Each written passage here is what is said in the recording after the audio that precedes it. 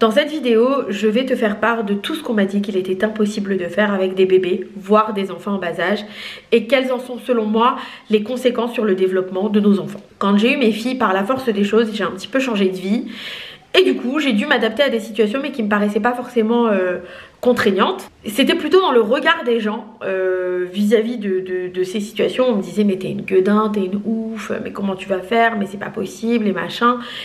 Et puis moi, quand on proposait parfois à des amis d'aller au resto avec leurs enfants qui étaient sensiblement du même âge que les nôtres, où on était là, mais non, nous on sort pas, on peut pas, c'est trop compliqué, ça demande beaucoup trop d'organisation, on ne peut pas. Alors là, je vais te lister voilà, toutes les choses que moi j'ai pu faire sans grande difficulté. Pas parce que je suis une grande courageuse, pas du tout, loin de là. Ceux qui me connaissent savent, ceux qui savent, pas du tout. Mais parce que voilà, je me suis trouvée dans des situations et puis pas des situations désagréables forcément. J'avais envie moi de partir comme ça, prendre le train, prendre l'avion avec mes enfants, partir en vacances. Et à chaque fois dans le regard de mon interlocuteur, quand je disais que je revenais de Grèce avec mes bébés de 8 mois, les gens avaient du mal à comprendre qu'on ait pris l'avion. Voilà, c'était beaucoup la peur qui ressortait, la crainte. Et si moi j'ai pu faire ça déjà, bon, tout le monde peut le faire, mais en plus je pense que de ne pas le faire, de se priver en tout cas, de faire quelque chose qui nous tient à cœur parce qu'on a peur, c'est toujours la peur qu'il y a derrière, ça peut limiter. Et en tout cas nos enfants, ils se construisent, ils s'identifient à nous, souvent ils sont dans la reproduction du schéma familial.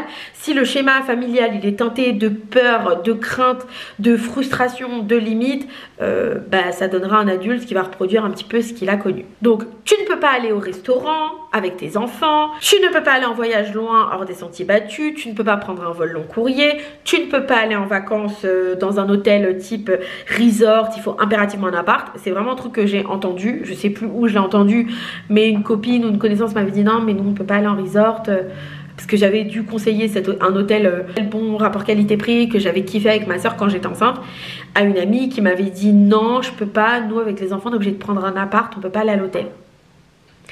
Et pour moi, le resort, c'est vraiment le truc. Alors, qu'on conteste ce genre de vacances d'un point de vue écolo, ça je l'entends parfaitement. Mais pour moi, c'était vraiment le truc le plus pratique au monde quand tu avais des enfants. Donc, j'avais pas compris cet argument. Mais n'ayant pas d'enfant à ce moment-là, bien que j'étais enceinte, j'avais pas d'enfant. Bon, je me suis dit, ok, tu sais, quand t'as pas d'enfant, tu sais pas en fait, tu vois. Tu ne peux pas faire un long trajet en voiture, tu ne peux pas prendre le train seul avec tes enfants quand ils sont en bas âge, tu ne peux pas dormir à droite, à gauche, sinon tu vas perturber ton enfant, l'enfant il a besoin d'une routine, voilà, millimétrée au carré, machin. Tu ne peux pas sortir le soir avec bébé type fête foraine ou balade animée, enfin voilà, choses comme ça. Voilà tout ce qu'on m'a opposé quand j'étais dans ce genre de situation, en me disant ah, mais non on peut pas faire ci, on peut pas faire ça. Alors en plus pour le truc de sortir, de dormir à droite à gauche, moi mes filles en l'occurrence elles avaient vraiment une routine, c'est-à-dire qu'elles dormaient toujours à la même heure, le coucher se faisait dans les mêmes conditions, mais effectivement un coup c'était chez moi, un coup c'était chez mes parents, un coup c'était chez moi dans le sud, un petit peu partout, et du coup elles n'étaient pas du tout perturbées, elles avaient un petit peu l'habitude de cette vie de nomades, somme toute quand même très très confortable. Je veux dire, elles étaient avec maman toute la journée, mais du coup effectivement on n'était pas tout le temps au même endroit. Et elles n'étaient absolument pas perturbées. Là où plusieurs amis m'avaient expliqué que les retours de vacances étaient quand même assez contraignants. Les enfants avaient du mal à se réadapter. Ils avaient du mal à s'adapter aux vacances et puis ils avaient du mal à se réadapter à la maison. Je parle d'enfants vraiment bas âge, là en l'occurrence je parle de bébés. Donc bref, j'en ai terminé avec ma liste d'exemples, mais pour résumer, pour synthétiser, voilà, tu as le droit de respecter scrupuleusement une routine, tu as juste le droit d'avoir une vie bien cadrée, bien rythmée, bien cadencée. La reprise de la crèche à 3 mois, ça c'est pas traumatisant. Par contre, l'avion, le vol long courrier avec maman, partir à droite à gauche, ça non, ça c'est perturbant, c'est déroutant, c'est pas bien, faut pas le faire. Grosso modo c'est ça quoi, pas de place à l'impro, pas de place à la bohème, pas de place à la liberté, non c'est métro, boulot, dodo, métro, boulot, dodo, et puis voilà, ça c'est pas perturbant pour l'enfant. Objectivement toutes ces petites contraintes du quotidien, bon si tu voulais faire un resto et puis que tu le fais pas parce que bon tu sens que ça va être un peu la galère avec tes enfants, objectivement c'est pas dramatique. Si tu rêves de Cordillère des Andes mais que finalement bon tu préfères partir à Perros-Guirec parce que c'est beaucoup moins contraignant, voilà, objectivement c'est pas tellement dramatique. Cependant tout ce que l'on n'ose pas faire, tout ce que l'on se restreint de faire, tout ce que l'on se prive de faire, tout ce qu'on se limite de faire, bien souvent, c'est à cause de la peur. La peur du regard des gens. Pour le resto, c'était ce qui ressortait.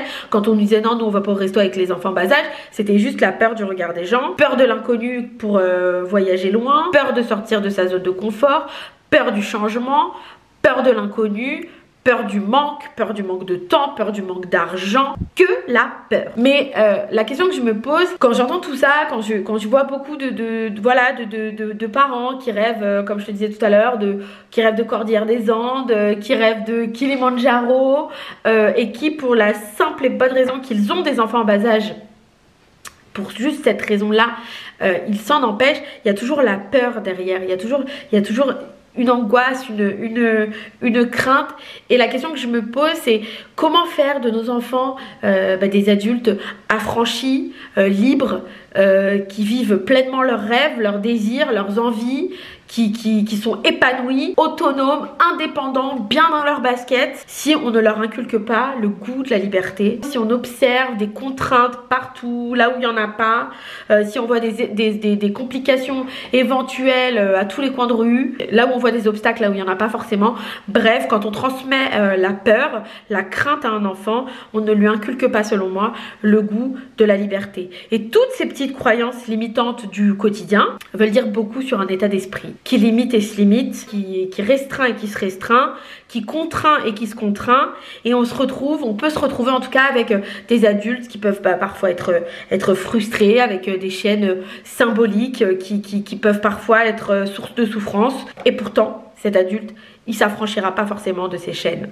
Il quittera pas forcément un emploi qu'il déteste. Il quittera pas forcément un conjoint avec qui il vit une relation qui n'est plus épanouissante. Il se contentera d'un lieu de vie qui ne lui convient plus, mais parce qu'il a peur. C'est toujours la peur. Cette peur-là, tu vois, la même peur d'aller au restaurant, la même peur de prendre un volant. Je veux dire, on n'est pas obligé de se challenger. Moi, je me suis pas challengée du tout. Il faut juste s'écouter. Moi, par exemple, je suis pas tellement route dans mes vacances. J'ai appris à le devenir.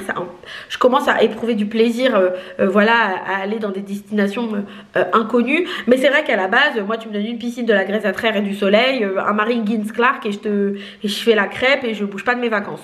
On n'est pas obligé de se challenger. Mais par contre, si on a envie de faire des choses, s'il y a des choses qui nous tiennent à cœur, et simplement parce qu'on a des enfants en bas âge, on le vit comme une contrainte, on peut pas le faire, on va se contenter de vacances qui ne nous font pas plaisir. Je prends l'exemple de Perros-Guirec. Bon, moi tu vois, par exemple, j'adore la Bretagne, donc c'est pas un problème pour moi, c'est vraiment un plaisir. Mais je veux dire, tous ces gens qui se restreignent, toutes ces conversations où tu entends ah bah non, on va attendre qu'elles aient 7-8 ans pour faire ci, pour faire ça, toutes ces contraintes, toutes ces petites choses du quotidien, pour moi, ça participe à façonner un état d'esprit, un mindset, comme on dit, c'est le nouveau mot à la mode, la mindset, mais c'est un peu ça, en tout cas, qui limite, quoi, qui se frustre, où on n'apprend pas l'enfant à se réaliser pleinement, à s'écouter, à faire ce dont on a envie, et on montre à nos enfants l'exemple d'un adulte qui rêve de faire du cheval dans la pampa et qui se retrouve à la Grande Motte.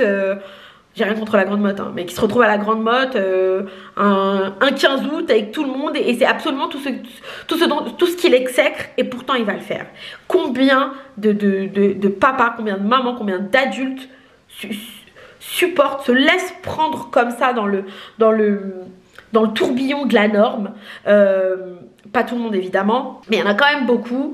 Et d'ailleurs, je finis ma petite digression, je me suis rendu compte, moi qui suis beaucoup maintenant sur YouTube, enfin qui regarde beaucoup de vidéos YouTube, tous les gens qui sont vraiment inspirants, qui vivent leur vie comme ils l'entendent, qui se réalisent pleinement. Après, on ne sait pas ce qui se passe derrière la vie des gens, mais par exemple, je prends le cas de la famille épanouie Fabien et Amélie Blo. Tu vois bien qu'ils vivent leur meilleure vie, quoi. En tout cas, ils aspirent, en tout cas, ils se frustrent pas, ils partent dans des destinations de ouf. Ils font l'école à la maison. Bon, moi, je ferai jamais ça, mais en tout cas, ils ont un projet de famille et ils le vivent pleinement, et ils s'encarrent du quand dira-t-on, et ils ont pas l'air d'avoir des peurs. Et ces gens-là, en règle générale, ils vivent fort, quoi, ils vivent bien, ils vivent pleinement. Et tous les autres qui se restreignent, qui se limitent, et ben c'est toujours un petit peu, voilà, on se cache derrière des chaînes symboliques, on fuit l'entrepreneuriat, on convoite un CDI parce que c'est la sécurité. Je ferme la parenthèse. Donc toi, voilà, tout ça pour dire que quand il y a de la peur qui anime quelque chose, quand c'est la peur qui anime, quand c'est la peur qui guide, quand c'est la peur qui motive, quand c'est la peur qui décide de ton lieu de vacances, quand c'est la peur qui décide de où tu vas manger samedi soir, alors qu'en vrai tu as envie de manger au resto, en terrasse, il fait beau et tes enfants, ouais, ils vont faire du bruit comme tous les autres enfants et c'est pas grave, ils vont jouer sur la terrasse, toi tu vas kiffer, tu vas pas faire à manger. Si tu t'empêches de ça, pas...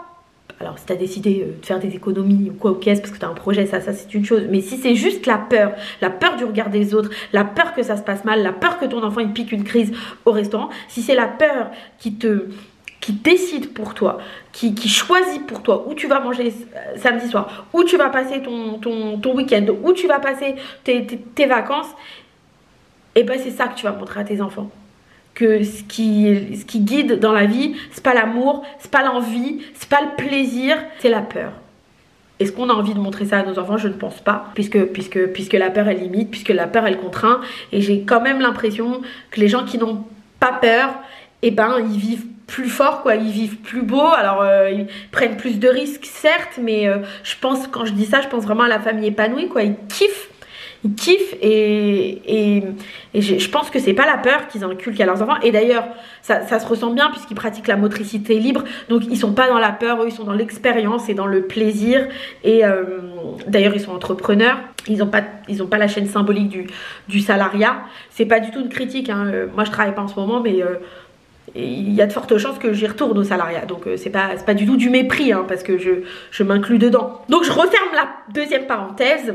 Essaie de te poser la question, voilà, dans ton quotidien avec tes enfants, si tout ce qui sort un petit peu de la routine, de ta routine, te paraît bien trop compliqué, t'angoisse un peu, si c'est le cas, essaie de multiplier.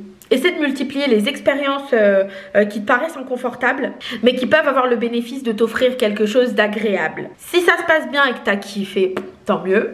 Si t'as pas kiffé, si ça s'est pas bien passé, si c'est venu confirmer un petit peu tes angoisses et tes craintes, si l'expérience n'a pas été concluante, au moins tu en seras ressortie plus forte et tu pourras, tu auras ça dans ton background, quoi. Tu te diras, ok, bon j'ai fait ça, c'est pas bien passé, bon bah la prochaine fois ça se passera mieux. D'ailleurs je te donne un exemple. Tout ce que j'ai fait, moi c'est vrai que mes filles elles ont énormément pris l'avion depuis qu'elles sont petites, le train machin, on a bougé, on a pris les voitures, ça s'est pas tout le temps bien passé. Je me rappelle d'un trajet Gare de Lyon, Aix-en-Provence, et d'ailleurs j'étais pas toute seule, j'étais avec ma mère et ma soeur. Le train il était full, mes filles elles étaient dans un état de nerfs. Je peux te dire qu'on s'est collé la honte tout le trajet. Bon, une fois que c'est terminé, les gens tu les reverras plus, et puis de toute façon tu te dis bon ça peut pas être pire. D'ailleurs la fois d'après c'était la première fois que je prenais le train seule avec mes filles. Elles avaient tout juste 2 ans, j'étais toute seule avec elles, on l'a pris le soir. Alors effectivement tu te lances pas à l'aveuglette, c'est à dire que quand j'ai pris le train avec mes filles et que je savais que j'allais être seule, tu prends tes dispositions. C'est-à-dire que tu leur fais faire une bonne sieste pour qu'elles soient pas trop énervées. T'évites de prendre un Ouigo. Moi du coup c'est vrai que le Ouigo c'est pas cher, mais là j'avais pris pas un Ouigo pour qu'il n'y ait pas trop de monde dans le train. J'essayais de voir des horaires où il n'y aurait pas trop de monde pour que l'ambiance elle soit un peu calme, pour pas qu'elle soit en mode tu vois, qu'elle soit en mode voilà, on a essayé de faire des petites choses comme ça. J'avais bien sûr nos amis, les écrans, évidemment. J'avais ma copine Peppa qui était là avec moi en renfort. Et grâce à elle, ça s'est super bien passé. Elles étaient trop mignonnes. J'en ai quand même une. Ah, tu vois, je te dis que ça s'est bien passé. En fait, non. J'en ai quand même une qui a vomi dans le train. Voilà, elle a vomi, voilà, oui, c'était... oui, bah non, mais j'en ai quand même une qui a vomi dans le train. Mais écoute, elle a fait son petit vomi. Je l'ai changé.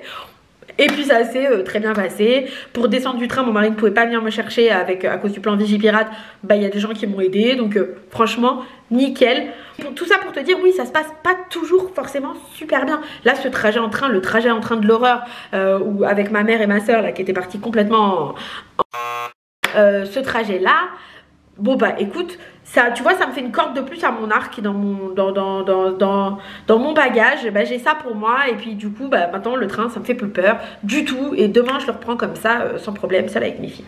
Alors des grands aventuriers vont dire bah what, évidemment, enfin, elle s'extasie d'avoir pris le train, elle s'extasie d'avoir fait un Paris-Aix seule avec ses filles, mais quel neuneu. Oui, bah voilà, on est toujours le neveu de quelqu'un, il n'y a pas de problème. Mais je sais qu'il y en a beaucoup qui n'osent pas le faire.